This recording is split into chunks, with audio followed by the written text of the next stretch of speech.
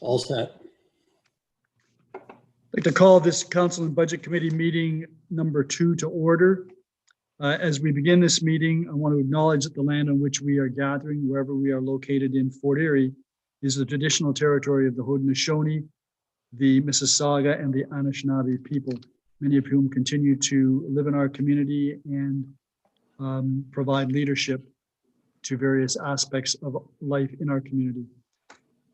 There are no announcements this evening. There is no addendum. And are there any declarations of pecuniary interest?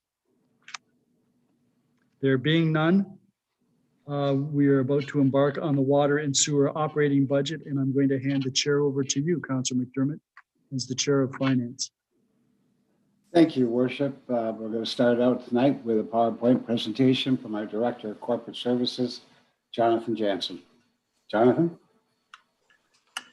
Thank you, Chair McDermott. Just one moment while I share my screen.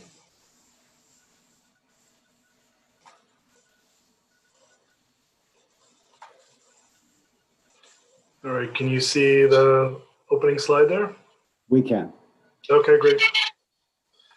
Okay, welcome to all in attendance, including those streaming the meeting. This was a fairly wet and sloppy day with snow this morning and mounting this afternoon, so maybe a fitting day for our water budget talk. Tonight we focus on water and wastewater. It's reported in report CBC-02-2021, as well as the fees and charges report, which is also online with report CBC-03. The presentation and all the reports are available on the town's website for anyone that wishes to find a copy and follow along. A note that I did reduce the presentation this year from 40 slides down to 29, so hopefully that's a win for us, and it still captures the essence of the changes and gives the critical information. But as always, please don't hesitate to ask any questions when it comes to the budget, especially a budget such as water and wastewater with some of the unique parts to it that you only see once a year in many ways. And it's easy to forget. So do feel free to ask as many questions as you have to allow yourself to understand, but as well for those following along. So the presentation will walk through these 6 areas in the agenda to give context to the service the town provides and break down the budget into a few of those key areas. So here you can see our staff in action on the right hand of the slide, ensuring our community gets this critical and essential service. Certainly a service that doesn't stop or slow down for a pandemic this year. The slide is a broad overview of the utility. It gives a sense of the different size and scope for service delivery, everything from customers and breakdown by type of customers that you can see in the first line there, with most of the customers being residential and the other ICI being industrial, commercial, and institutional. As well, giving a sense of the size of the system with kilometers of water mains and sanitary sewers, which doesn't even get into the extensive other components like valves, hydrants, flushing and sampling units, things like that that are a key part of the system. Some legislative context, which includes the Safe Drinking Water Act and requirements for a full cost recovery system. The system commitment is to a level of service goal that provides safe drinking water at adequate flows and pressures with minimal service interruptions. Similarly, for wastewater, the goal is to efficiently provide reliable wastewater services that are conscious of impacts to private property and environment. All of this while committing to a quality of life for our residents in some of the key areas listed there. When we talk about our system and service, it really is one that has responsibilities held across a few key areas. For municipal officials, yourselves, you have the responsibility to support the drinking water quality management system with compliance and continuous improvement goals with that. To do that, council's given resources that describe council's role and standard of care training. For town hall and for town staff, there's also a number of departments and divisions involved with water and wastewater, everything from corporate and community services, which provides billing and collections, thanks to Jillian and her team, and also other important accounting and finance functions, as well as the customer service unit team and digital services with their technical support. Director Walsh leads the infrastructure services team and oversees the engineering and capital programs. The water and wastewater division performs the operational maintenance and compliance work. And they also have customer service support at the Gibson Center as well. So these are all required to be funded by the water and wastewater bill and demonstrate the extent of efforts and involvement beyond the direct delivery of the system services. There are a lot of key commitments areas in operating the system. Here we're just highlighting for legislative compliance, something we highlight every year, as the water system is subject to a lot of different mandated requirements. Town provides internal audits, and it's subject to reviews and audits by outside bodies. The system infiltration, the second one there, is something that's monitored, investigated, repaired, and priority replacement is brought forward annually through the capital budget program. There's a number of old sewer pipes in our system, and areas are being targeted related to that. This year we have projects on Shirley Road and Catherine Street pumping station catchment areas that reflect those efforts. Town has a number of programs to reduce extraneous flow as well, like lateral replacement, weeping tile, disconnections, backflow valve installations, and sump pump installations. Town also ensures new construction meets Ministry of Environment standards for minimum infiltration prior to assuming any development. The third one there are the funding opportunities. Our grant team works together to leverage any opportunities, both on the operating and capital side of programs. We don't include funding applications if they're competitive programs and they're not reasonably assured. The town was successful in 2020 with some operational grants through the regional CSO, or the Combined Sewer Overflow Program. And then the last one there, the reduced non-revenue water volumes or unbilled water. This is an issue where we continue to invest with capital. About half of our distribution system is cast iron or asbestos cement that's deteriorating due to age. So those are, there's efforts related to that to identify leak locations, both on our system and beyond. And as well, related to that as well is the residential water meter exchange that was completed back in 2019. We're now focusing on commercial and industrial meter replacements, and that helps to realize improvements in reducing unbilled water due to newer technology and more accurate reads that we get. For the leak detection comment there, we make every effort to identify leaks. A priority, water main breaks are addressed immediately as much as we can wherever possible. The operational challenges, some to highlight for 2020 and for 2021. Staffing, there's been a number of retirements. The past couple of years, the challenge is for our younger staff to gain the experience and knowledge of our extensive system. Also adapting this year to with work following COVID protocols. There's definitely some challenges related to that with scheduling and training, and some maintenance items that were delayed. In 2019, we had 39 water main breaks repaired. This is lower than the historical average. And again, in 2020, we are trending and tracking well. We're at 24 for year to date, and we're expecting around 27 to be forecasted. So that's good news and a testament to the strength of our system.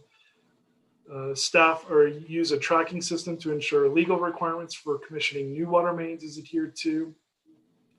Again, the focus on the water meter replacement program to focus on commercial and industrial. These are more complex than our residential ones, but definitely provide an enhancement to our system, and some of them have unique challenges with access as well. We have an extensive listing of work orders that we coordinate between operations and finance, largely from efforts to check the integrity of meter readings. And then Lastly, their connections per kilometer. Fort Erie does have a number of, this is one of the larger challenges for our system, where we do have a low number of connections per kilometer, especially when we have customers that are coming from areas that are higher density. This is something that is often noted, where because we have an extensive system that's not centralized, even compared to some of our Niagara neighbors, it does make for a challenge with, especially on the cost side. We now move to the budget inputs. The customer rates are a function of all the expenses. So you see the three listed there. The region treatment costs is the largest one. And then our town expenses and other revenues, as well as the financing and transfers we do with our reserves to mitigate issues. And then the rate setting is something that distributes the cost with looking at customer volumes and using both a base and fixed charge, or sorry, a base and a variable charge. So the total budget expenses in the budget for 2021 are $19.8 million. The source of expenses listed by area are on the left half, with the pie chart on the right.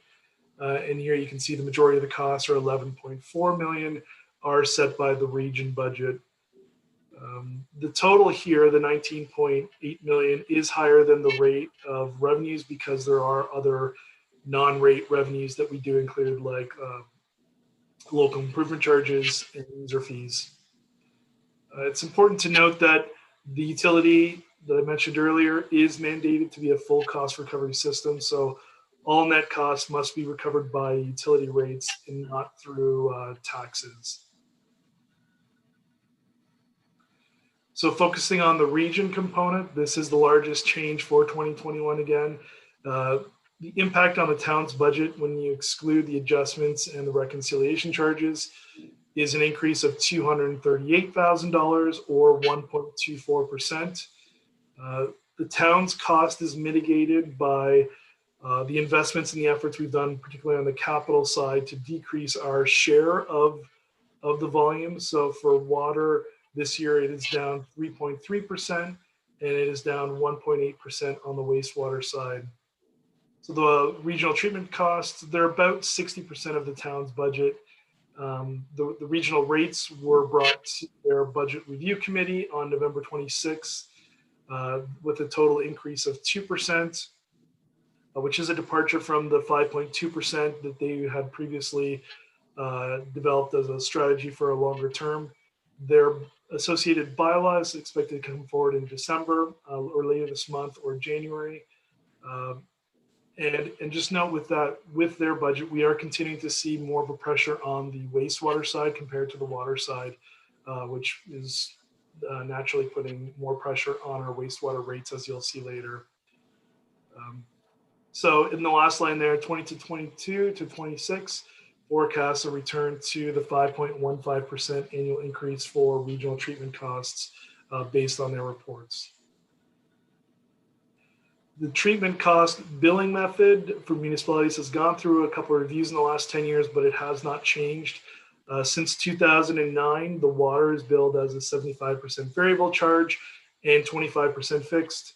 And since 2007, the wastewater has been billed as a 100% fixed charge based on volumes from the last 3 years. These are based on average volumes, and then there's a reconciliation to actuals in year 3. Fort Erie actual wastewater volumes used in 2020 were a lower proportionate share than estimated. So you can see in the second last bullet there, we're receiving a $299,000 credit adjustment in 2021. The method can result in larger swings depending on actual experience. So, but for 2022, we're also at this point, and we still have a couple months. Well, we still have 2 months of data to be returned to us, but based on 2020, but for 2022, the estimate is a small credit as well. So when we look at town expenses and other revenues, there's a combined increase of $184,000 or 0.94%. When you're looking at the reports, this is captured in Appendix 2. If you want to follow along with that breakdown, so it's the first two sections in Appendix 2. We'll get to some of the other town items later. Grants are decreasing for 2021, offset by some increasing fees such as water main commissioning. Wages and benefits are budgeted to increase $66,000 or 0.3%. There's no new staffing requests being brought forward for 2021. There's increases to overhead costs related to general costs that are assigned from the support or program support areas, such as fleet, insurance, and finance costs. Debt charges are stable. There's no significant change this year, and there's no debt maturing during the year that we would be considering for repurposing. There's an increase to materials and services of approximately $105,000. That does include a change this year for $205,000 for the sanitary CCTV program that was identified in the asset management plan, and it's been adjusted through our reserves to have no impact year over year. So the town offers a couple programs that provide good assistance to those that need it most, especially in times such as COVID. The two are the Water Emergency Relief Program, or WERF. This is $15,000 for low-income customers. And the other is Seniors Utility Relief Fund, or SURF we call it, or $26,000. And this is a proposed increase of 25% over last year. And it increases the eligible, or the rebate for eligible seniors to $125 from $100. So we thought, given the circumstances right now, that was one other area we could expand some assistance. The other programs noted in the operations section include the extraneous flow lateral replacement program as well. So our rate stabilization reserves are key for mitigating these annual increases and keeping things stable. For a few reasons noted there. And so if we go to the next slide, we'll see that there's an increase in changes with using reserves and financing of $79,000 or 0.42%. There's a number of areas here, and these are some that are difficult to follow a little bit, but the annual rate stabilization reserve, or the RSR transfers of $90,000 that until now we've been putting to the reserves for mitigation purposes, those have been reduced, which help our budget this year and help to keep the rate low. And as well, we are transferring back, in fact, some, we're reducing what we had forecasted with reserves coming into the budget of $75,000. So this can seem a little bit confusing because it's money's going to reserves and coming right back, but really the effort is to have long-term stable financing for with transfers to the reserves, and then reducing it in years where we need it or don't need it. So the second one is the reconciliation credit that I mentioned earlier. This is a change from the credit we received last year of $109,000. That's a benefit because it's increasing. And then the second last bullet, the increase to capital contributions is $119,000. That is the last year. 19,000 of that is the last year for the water, closing the water gap that our asset management plan identified, and 100,000 of that is the second last year of closing the wastewater gap, with one additional amount to be added next year of 70,000. So that's excellent news for the town, where the end is in sight for those additional contributions for the rate budget. Beyond that, you see we have included $70,000 for inflationary measures, so that is to keep pace with rising costs. And the last one there is the one I mentioned earlier, where overall, you'll see this in a table that comes up next, we're reducing the asset management plan contribution by $205,000 because those costs we're bringing into the operating, and rather than transferring to the capital reserves annually, we're going to fund it. We're going to reduce the transfer and fund it directly for the operating. So We're just noting that to be transparent, but there's no change to the budget with that $205,000. So this is a bit of a summary of all the capital impacts that we presented to Council November 18th. Both the water and wastewater are funded also in part from development charges. Without those, the ratepayers would otherwise need to cover a greater share of development-related costs. So here you can see, moving across, the proposed 2021 changes, including in the second column there, the $127,000 includes the $119,000 in AMP amounts that we mentioned, as well as new amortization that the capital budget approved, and the inflation column, to arrive at a proposed 2021 contribution of $3.9 million. So like I said, this is very close now to the target contribution requirements at 98%. And next year we can celebrate being at 100% if all goes well. So in summary, the total net increase in the water and wastewater budget is $162,000, moving from $19.3 to $19.5 million, or 0.84%. This chart compares the year-over-year changes for both the net town costs and the region costs. So the town portion, when you combine those first two lines with town impacts and town efforts, it's a 0.4% budget decrease, while the region increase is 1.24%. It's less than their 2% because treatment costs are just a portion of the overall budget. So that leaves the bottom impact of 0.84% year over year. Total costs are then used to set the rates to generate the required revenues. So for this, staff estimate the customer consumption volumes to base the billings on. The total revenues you can see in the pie chart is 56% for wastewater and 42% for water rates, which is very much in keeping with prior years. The remaining 2% is from local improvement charges and fees and grants, other things like that.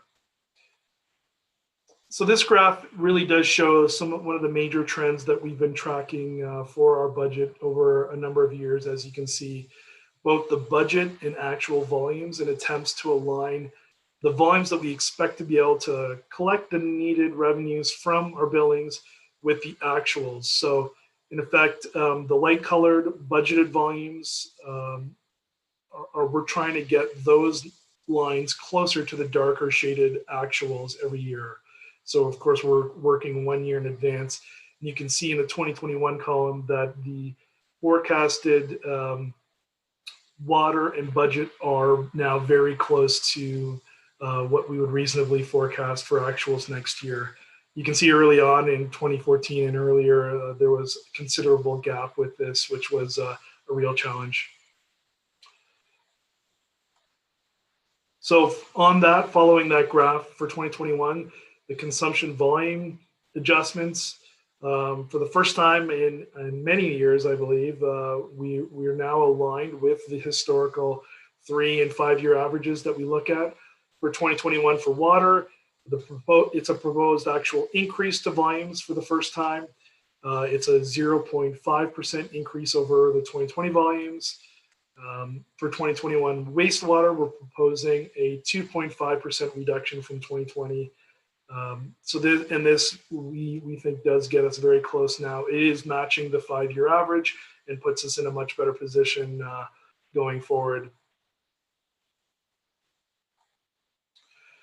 Billings collect revenues by using both, like I said, a base and a volumetric rate to recover all of our necessary costs with a full recovery system.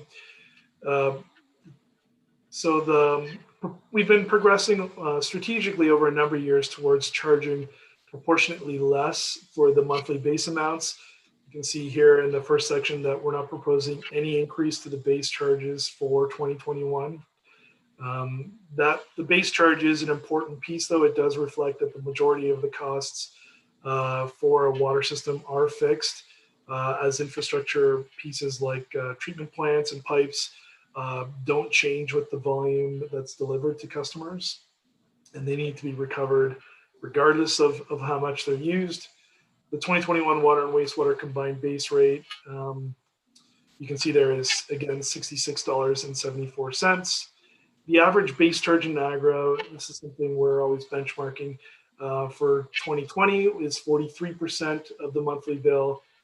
So Fort Erie was 55% last year, and we're moving down again this year to 54%. Fort Erie does have the third highest base charge in Niagara, and this in large part also reflects the challenge I noted earlier with the broad, geographically, the broad infrastructure system that we have with low densities.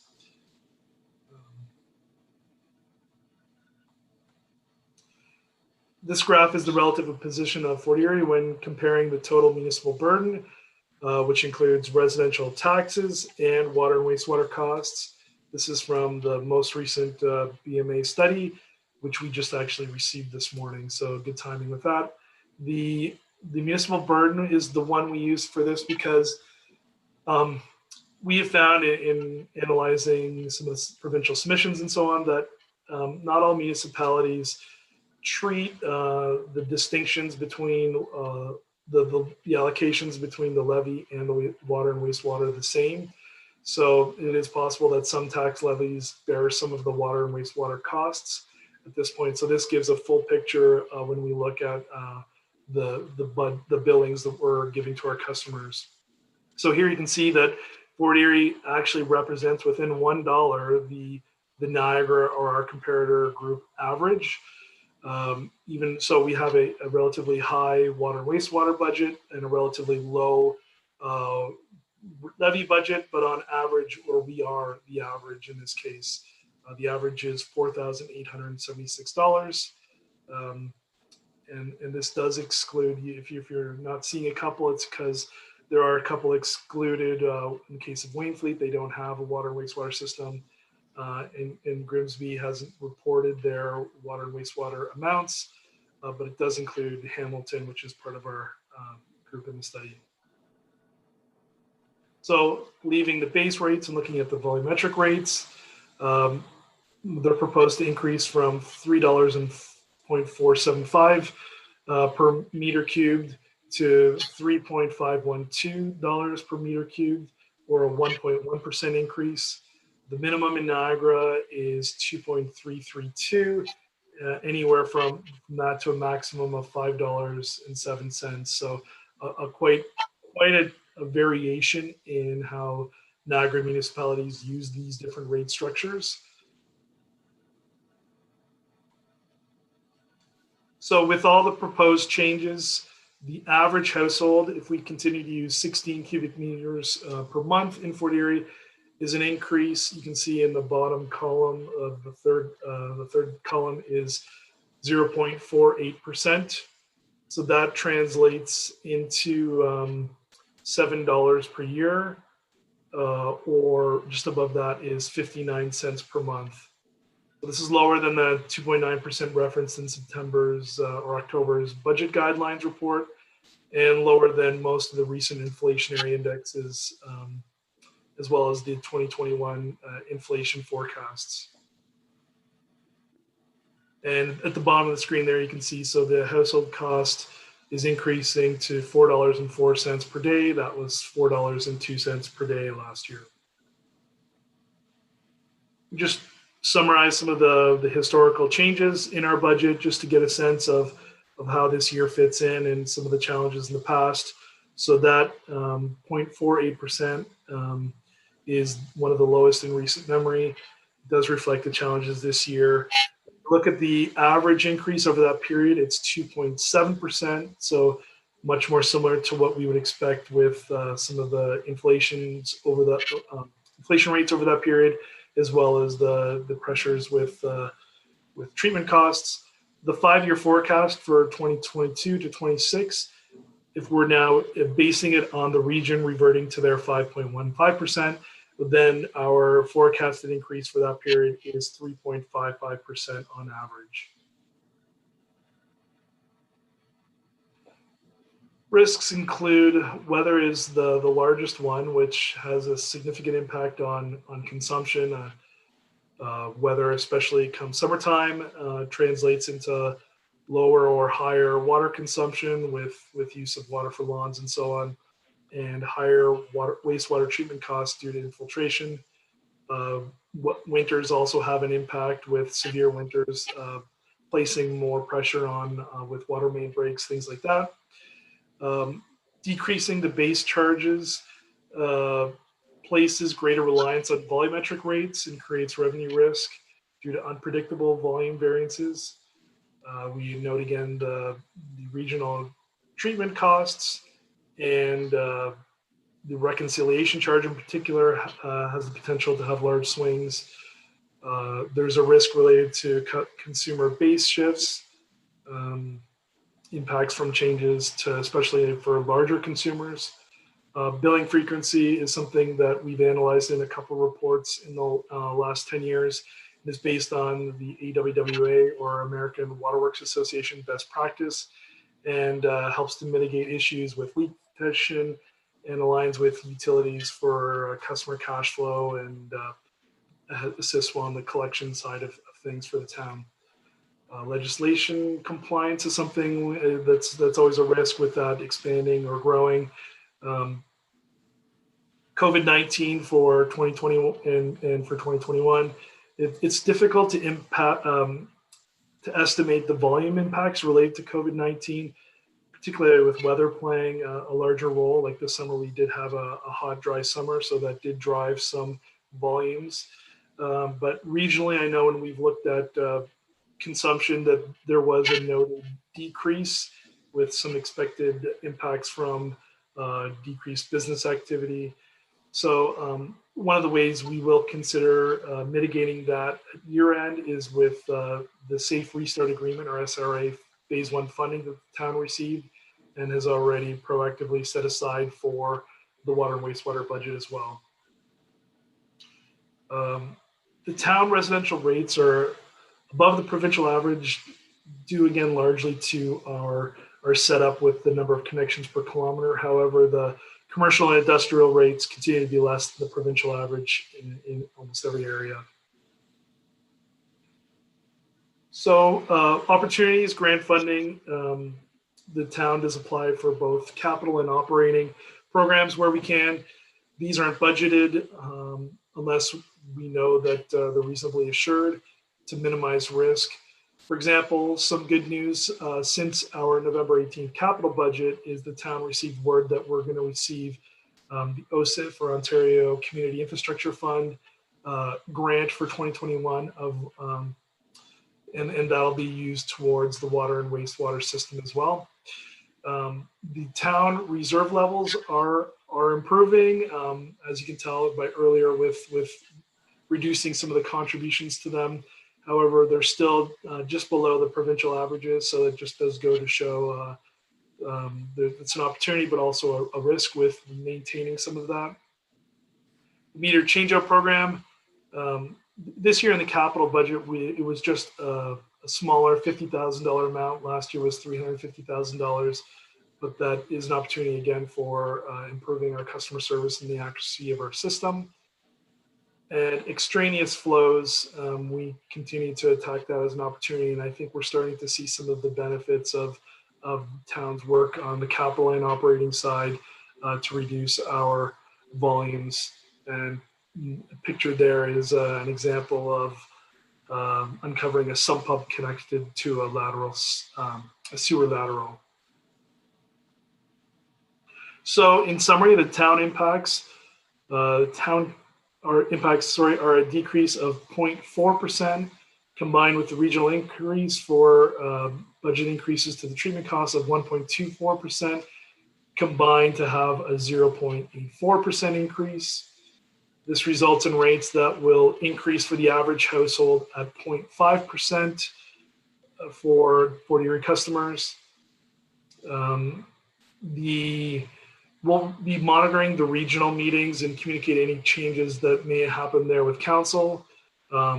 Resource-wise, in summary, there's a number, about 20 answers to frequently asked questions on our website, both for anyone interested in learning more of some of the most common questions we receive on our system. In summary, the recommendations, they're noted, of course, on the cover to report CBC02, and we'll get to those shortly. Just a reminder of the remaining 2021 budget process. Following tonight, on Monday, we will be bringing forward the bylaw for the fees and charges report. If approved and supported tonight. The water and wastewater budget bylaw is scheduled for January 18th. That gives us time to process the January bills in February with the new rates. And then you can see the levy budget timelines there for February 3rd, February 10th if necessary, and then February 16th, the earliest option for bylaw approval for those. So thanks again to the many staff involved in preparing this budget. Chair, I'm done my presentation. I'll return the floor back to you for questions. Thank you, Jonathan. Some pretty good work there, let me tell you. Any comments or questions? Councillor Noyes. Thank you, Councillor McDermott. I have a few questions. One is about the monthly billing, and I'm just wondering how many other municipalities in Niagara do monthly billing? Jonathan? Through you, Chair, that is something we do. I think I did write to you maybe even earlier this year. The BMA study actually does have a page that does refer to that and notes the breakdown by municipality.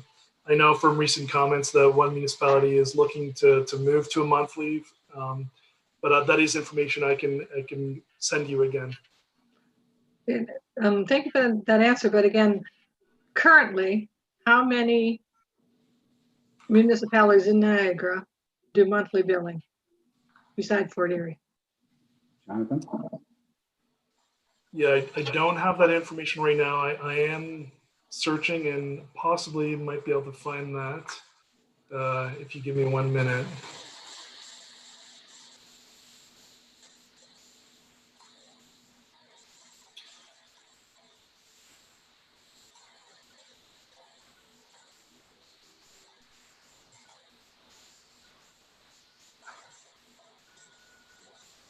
Okay, the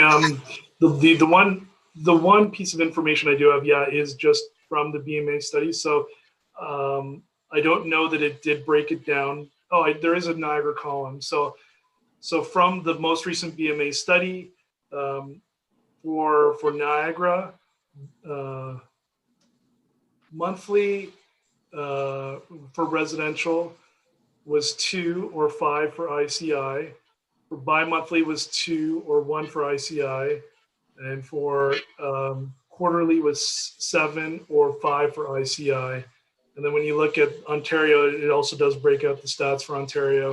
Ontario, the most common frequency is monthly, both for residential and ICI.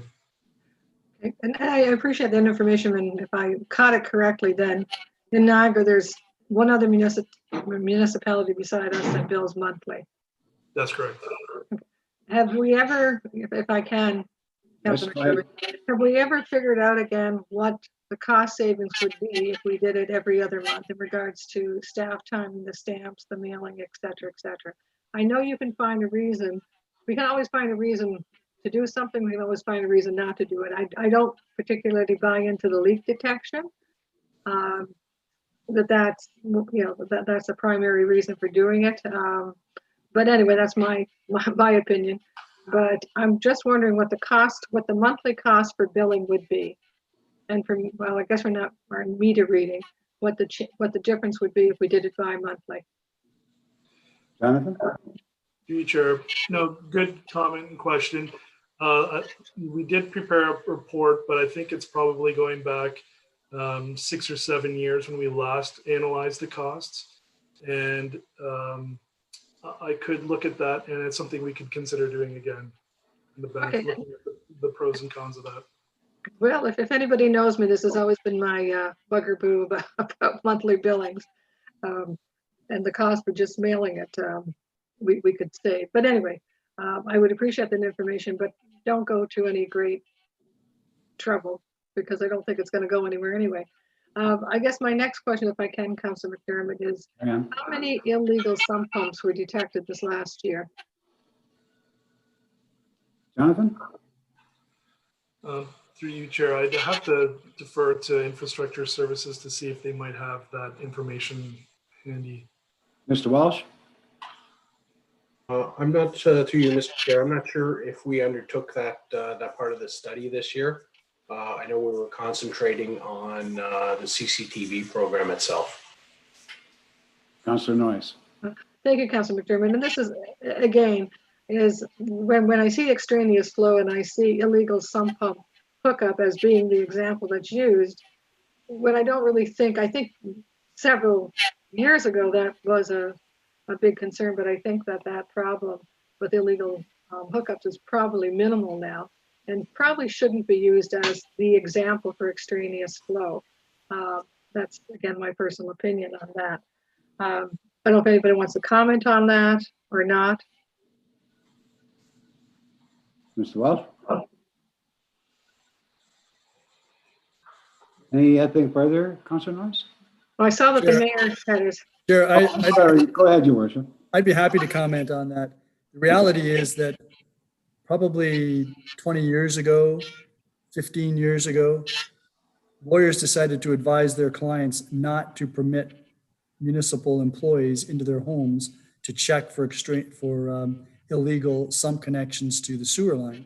So consequently, the only avenue that we have would be through the efforts that we make now. And the reality is that there are many connections still out there, even with new homes.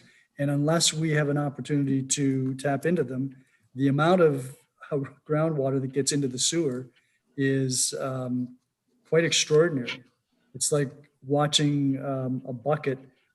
It's like your toilet dripping, and over the period of a month, there's a significant amount of money that can be lost as a result of that. So, you know, if homeowners were more compliant, and I can understand why they wouldn't want municipalities to be inspecting them unless they have to, this is still an area that is a problem. Councillor Noyes, anything further?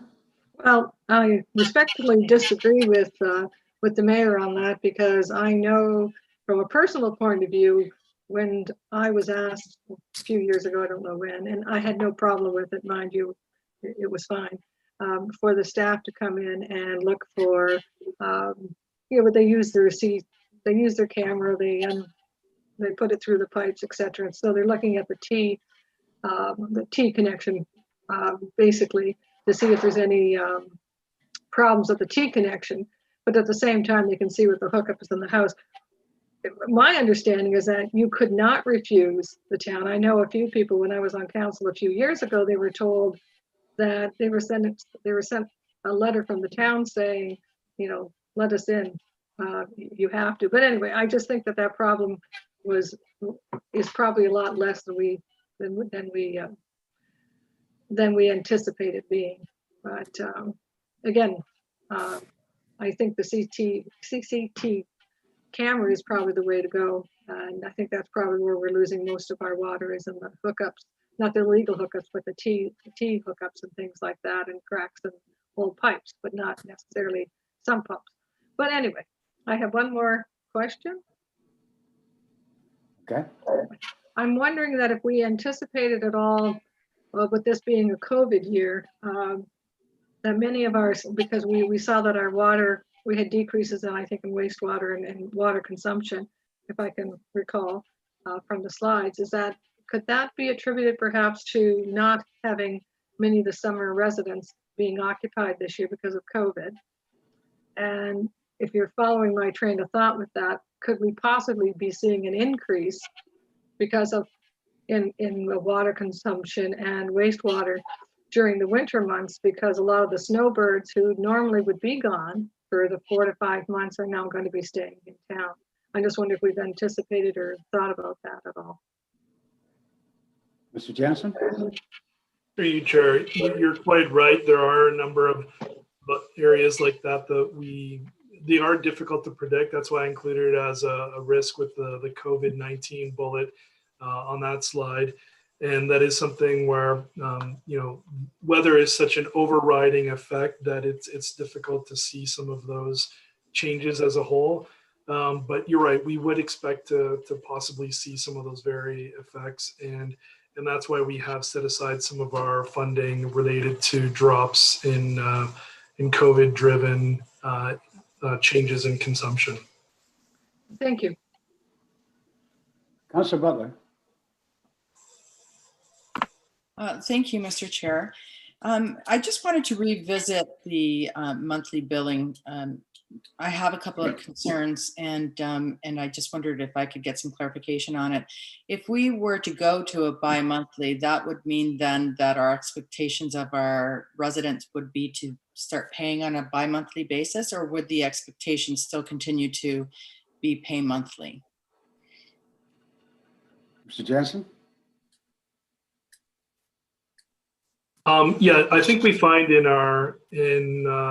the survey, I'm not sure it comes out clearly in the survey, but I know it is possible, and there are some areas that it would have monthly billing, and the meter is maybe read bi-monthly, different variations like that, if that's what you're asking. Yeah, no, my concern is that if we ever attempt to go to a bi-monthly billing system, the expectation would be for the residents to pay for 2 months at a time. And my fear is that a lot of the individuals that I know of budget on a monthly basis. And so to pay that extra lump because people spend money, and there are some that aren't savers, it becomes difficult then on a bi-monthly basis. So I would never be in favor of a bi-monthly mail out, but I'm just wondering if you have ever considered e-billing through you, Mr. Chair. Mr. Jansen. Through you, Chair. Yeah, certainly we have a partnership with Canada Post, and it's something that is on our website. We do have e-billing and e-payment options. Right now we are doing a corporate software review, and we're looking for options to improve our online presence as well and have better access to more information. But right now you have the option. I think subscription is somewhere in maybe the 5 to 10% range for e-billing, but you can receive those bills electronically. Okay, so I'm Mr. Chair, through you. So I'm thinking that if we did more of a promotional or information mail out with or even advertise that e-billing is available, it might increase the amount of individuals that will opt in as opposed to the actual Canada Post system. Because I would actually opt in. I didn't know that was available yet, so I will be doing that now that I understand that that's available. But I think that will cut down on a tremendous amount of cost, and I think it's more efficient for the residents as well. Thank you, Mr. Chair. Councillor Dubanow. Yeah, thank you, Mr. Chair. And through you to perhaps Mr. Jansen, or it might even be Mr. Walsh who can answer this. My understanding is, and going back to the point about monthly billing being able to detect leaks in the system or in a house or a location, I'm actually aware of 2 situations in the last 6 months where an inordinately high bill actually came out and the homeowner got notified more or less by a very large bill that there was something up with the plumbing in their house. And I understand that there is I believe there's like a relief program that the municipality is willing to offer homeowners on a one-time basis. And I'm just curious, could that potentially, if we move to every 2 months or quarterly, could it potentially cost us the more money to be able to handle that relief program? If we're talking about a water bill, instead of being $350, you're talking, you're getting up into, $700 or, $1,000 or that, if they're not able to see. I'm just curious if there's a cap on that or how that would work. Jansen. Through you, Chair. No, it's not a direct rebating or relief program for that issue, but really it is our concern for the customers and working through that issue. I did find the American Water Works Association, some of the key bullets they did summarize on this issue, which I think may be helpful to summarize some of these. It highlights the comparative benefits of monthly billing to less frequent billing. A, customer payments are more timely and reliable. B, reduces errors in billing. C, allows utility to compare billed authorized consumption to water supplied, aiding and reducing non-revenue water. And D, allows customers to better manage water consumption. So that last point in particular is related to what you were just describing. Much like with receiving monthly cell phone bills, it helps to mitigate potential overages, things like that. Anything further, Councillor Dubanow? No, I appreciate that insight. I think it may be more beneficial to look at maybe e-billing or something along those lines as a cost savings, because getting it's bad enough when you get a $300 or a $400 water bill that you weren't expecting. To get one that's getting into the 4-figure range, I would be concerned about that. So I appreciate Mr. Jansen's insight. Thank you. Councillor Zanko. Thank you, Mr. Chair. Through you to Mr. Jansen. I was just wondering if you could explain the relief programs, primarily how residents can request or participate in them for any of the residents listening in. Mr. Jansen? So, sorry, did you say the relief programs? Yes, both relief programs and how people could apply for them. Yeah, the Water Emergency Relief Fund is through referral either by the town or Salvation Army. That's something, because they administer it, it's something we haven't advertised or posted online because of the referral nature of it. The eligibility requirements are the same as the regional, a similar regional program for, there's an emergency energy fund, which provides funding for gas and heating. I believe they still have that one. That's the issue with that one. With SURF, that is something we do advertise. It's eligible if you're a senior and you're eligible for the guaranteed income supplement, then that's a program you can apply for. Applications are due by the end of October annually, and that's one this year. We are increasing it because we were oversubscribed this last year, and we were glad this year to be able to fill all of those requests, but it is something that is, we're glad to see it being well used. Excellent. And just further, Mr. Chair, so for the low income relief program, if a resident is a low income resident, could they contact the town for that referral or for instructions on how to get that application process going? Yeah, we would invite them to contact the town, and we'll put them in touch. Perfect. Thank you. Nothing further. Anyone else? Your Worship? Thank you, Chair.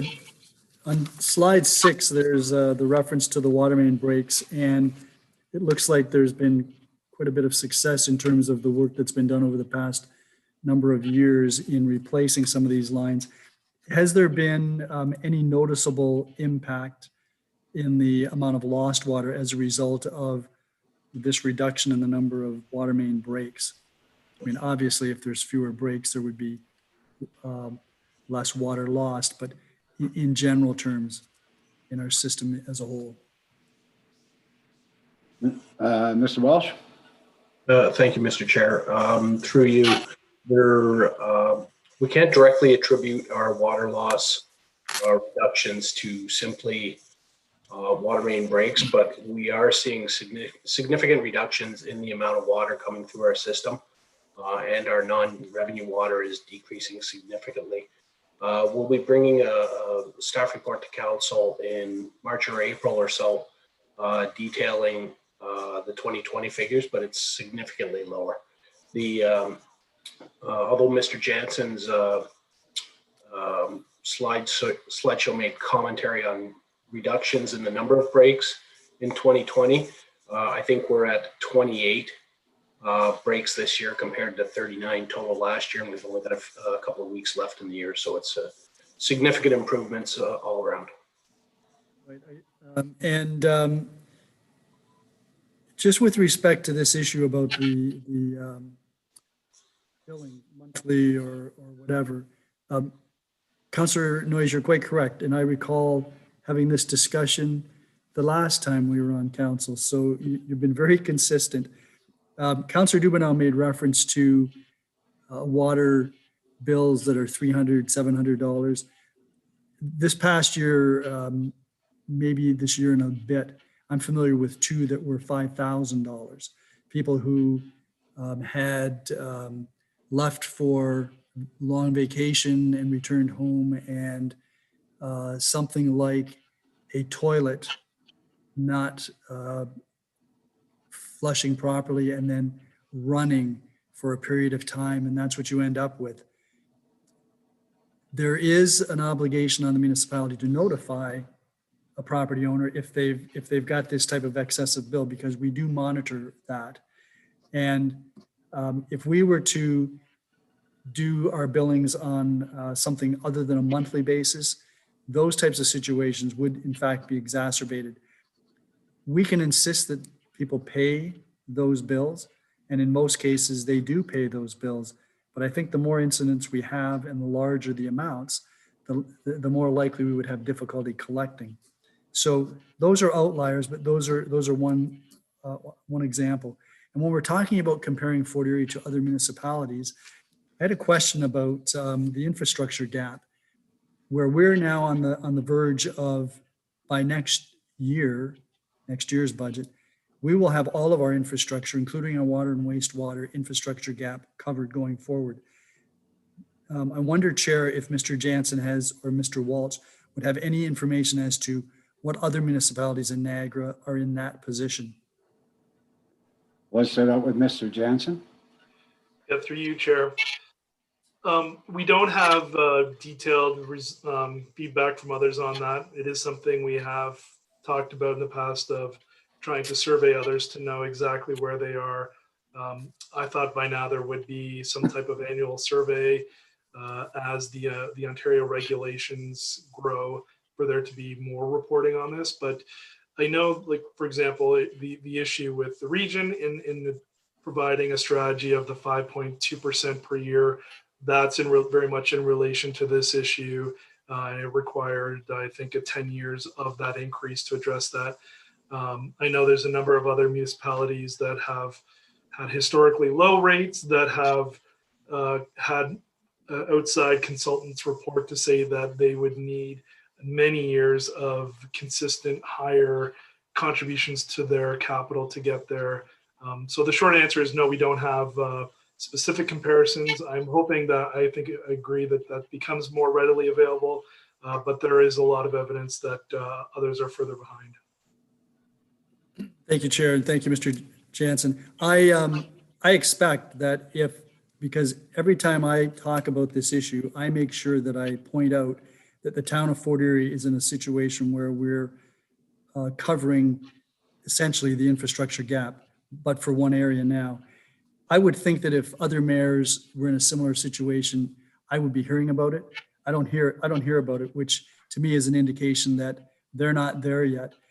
And that leads me to my next question, which is, when we find out what the other municipalities in Niagara have done in terms of this year's water, wastewater budget, I would like that to be circulated to members of council, because I know last year there were some very, very high increases in some of our neighboring municipalities who are now trying to, because they have an obligation to, deal with assets, infrastructure assets. So I would hope Mr. Jansen can circulate that information as well. And then finally, I have a comment. I wanted to congratulate staff across the board that deal with our water and wastewater systems and the financial aspects of it.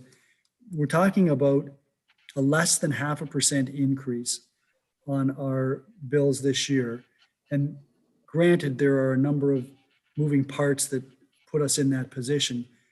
But we're able to do that while maintaining the infrastructure and covering an infrastructure gap that has long-term implications.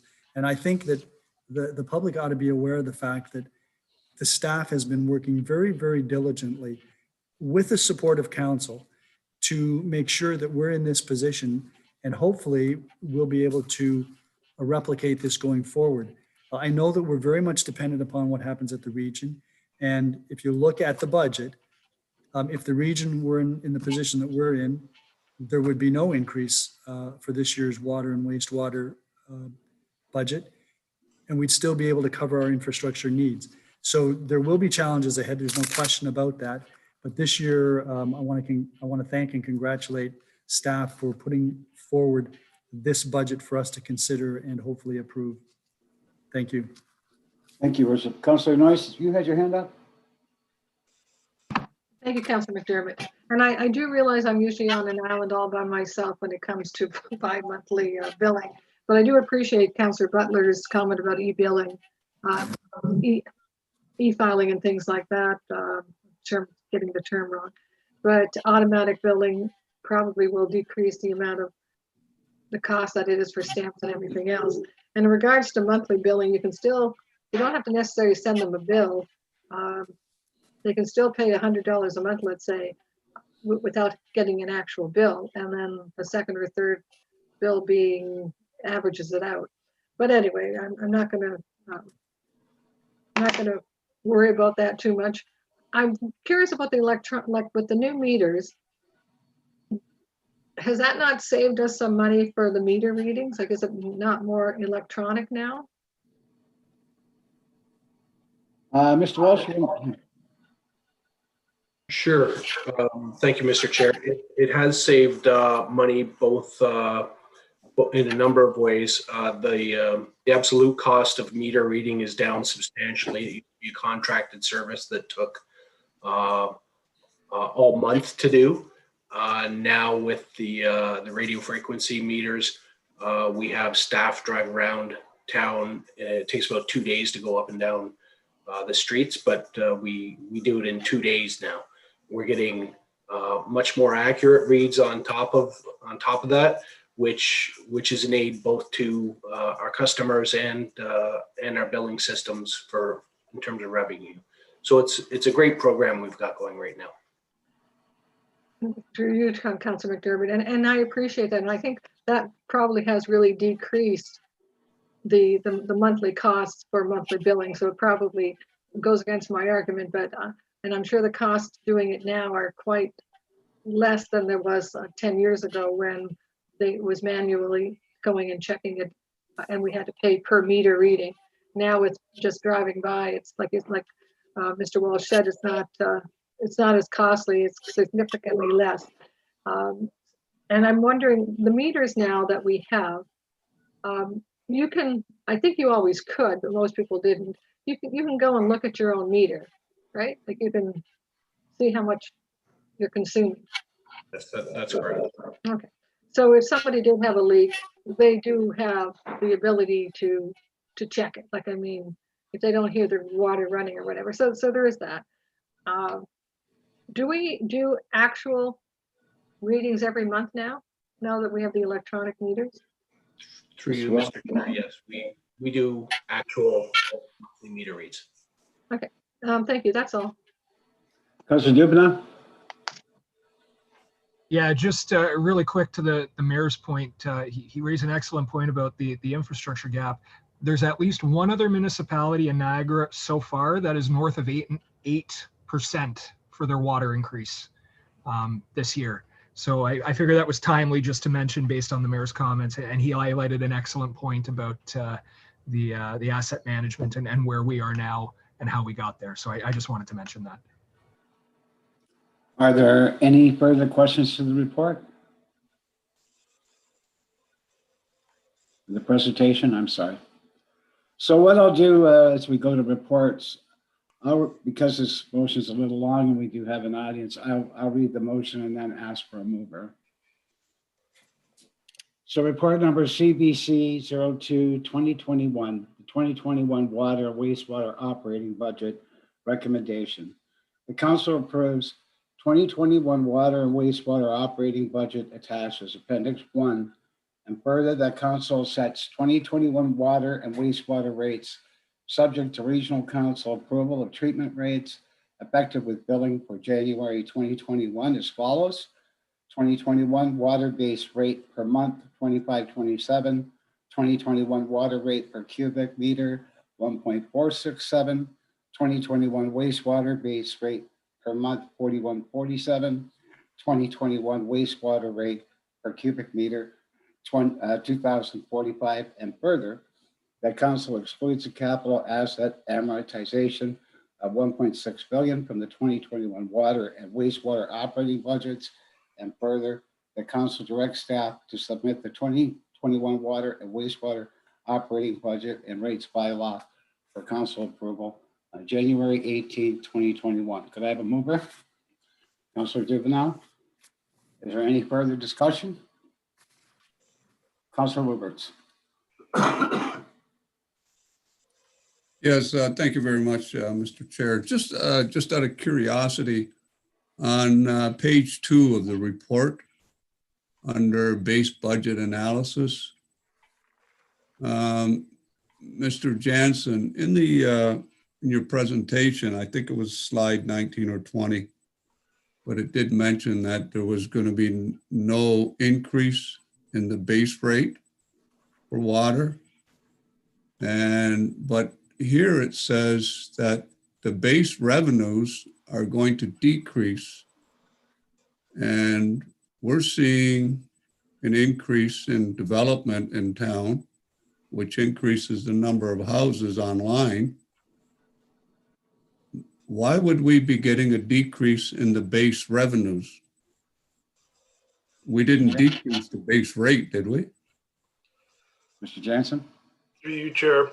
That section relates to, and it is maybe a bit confusing, maybe we need some other terminology, but it's the base budget. So any of the existing budgeted costs related to existing services, whereas with the rate structure, we talk about a base or fixed charge. So base really, when you're talking about those two things, are not the same thing. Base for the one is existing budget, and base for the other is the fact that it's fixed on top of which the volumetric is added.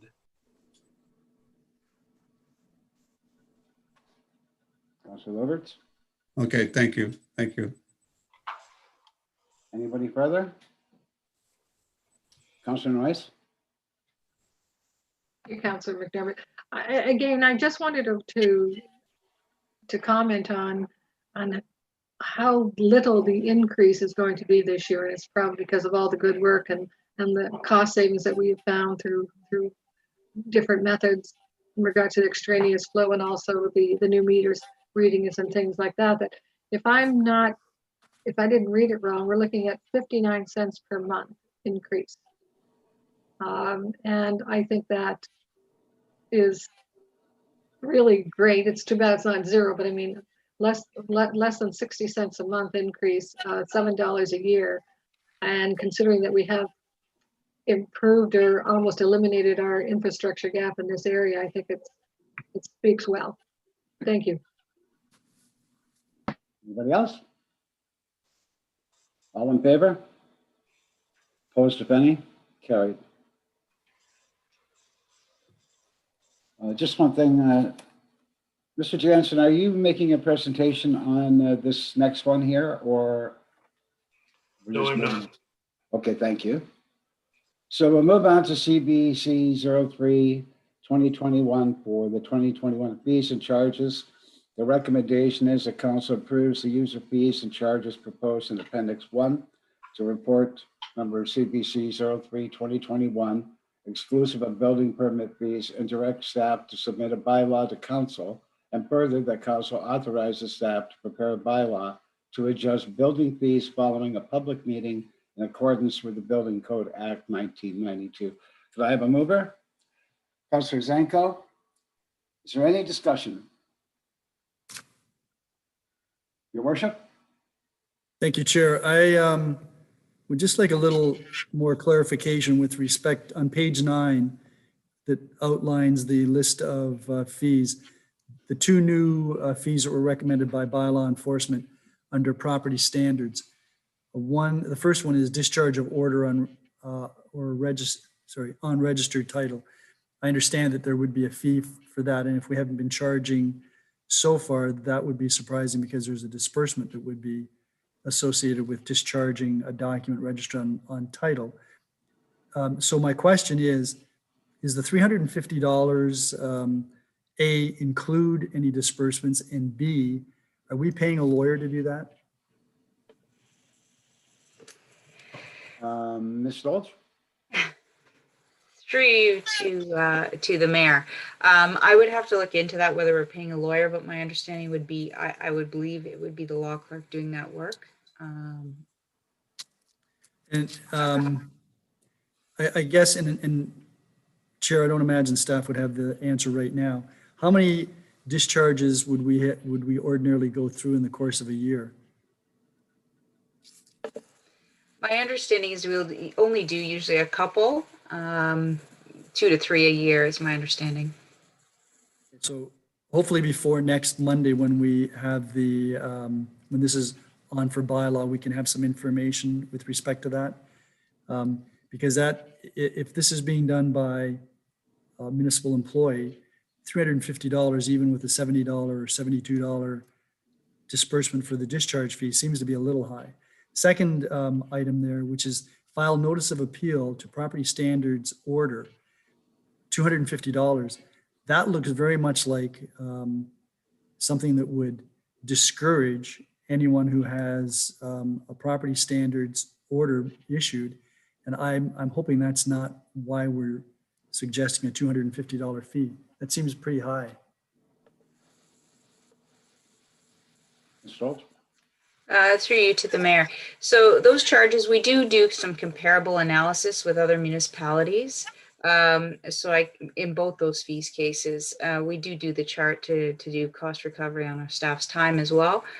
But in terms of both fees, so the discharging of property standards order, the average fee was about $287 with area municipalities, the 12 area municipalities. And the file notice of appeal property standards was around 407, and we were coming in at 350. So we are below the median average for the area municipalities, but I can provide you with more detail in terms of staff time and things like that on both those fees. Well, I'd appreciate it because I don't want to be in a situation where we're simply following the herd or part of the herd. I understand that there is time associated with both of these. And I understand that the people that are utilizing the staff's time should be paying for that as opposed to the general taxpayers at large. But I do have concerns about a $250 appeal fee. Just seems rather high. So I would appreciate that information if we could get it before next Monday. Thank you. Thank you, Chair. Councillor Noyes? Thank you, Councillor McDermott. Actually, my question was also going to be on the appeal cost for the $250. Now, if the appeal is successful, do they get the $250 back? Ms. Stoltz? Through to the councillor. No, if the appeal is successful, they wouldn't. Again, it's based on staff time. It's not based on it's based on staff time and work involved in preparing all that, the notices and things like that. So it wouldn't include a refund at that point.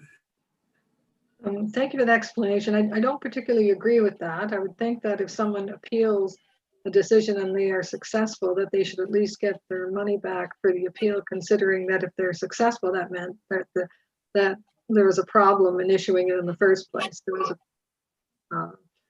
but hopefully you can think about that. But the other thing too, what about someone's inability to pay? Like if someone's on ODSP or is on very limited, has very limited income and things like that. Are we going kind of where Mayor Redekop was going? Like you may actually be making it very difficult for these people who perhaps have a good reason to appeal, but just can't afford the $250. Like, is there any assistance to people on ODSP who want to appeal or limited income? Through you to the counselor. So before we get to obviously an appeal mechanism, if there's some financial constraints, the bylaw officer is already aware of these things. Sometimes we put them in contact with those people that can help them and other factors. We usually don't get to this point, obviously, without some knowledge of what's going on the situation. If there's inability to pay, things like that, we do send them to different program places that can assist them. In either cleaning up their property or making sure they have a safe place to live in some cases. So we do our due diligence on that. Obviously, the screening officer first gets the review. They would also hear from that person as well before it gets to the formal appeal process. One further thing, Councillor McDermott, going back to the appeal if it's successful. I doubt that many of the appeals would be successful because I think you guys, the bylaw officers, would probably do a lot of background and do their due diligence so that whatever charges they file are probably due. But again, I would like to see that if for whatever reason they were successful, then I think that they should get the $250 back. Thank you. You're welcome. Is there anything further? All in favor? Opposed, if any? Carried. So the date of the next meeting is Wednesday, February 3rd, 2021. Be the library general levy operating budget assessments analysis. I'll be Wednesday, February 10th, 2021 if required. And could I call on Councillor Dubanow for the adjournment? I'd be happy to, but I'm wondering if his worship should be. No, this is becoming almost a tradition. So I think I'm going to leave it the way it is. Fair enough. Happy to move an adjournment, Mr. Chair. All in favor? Thank you. Good night, all.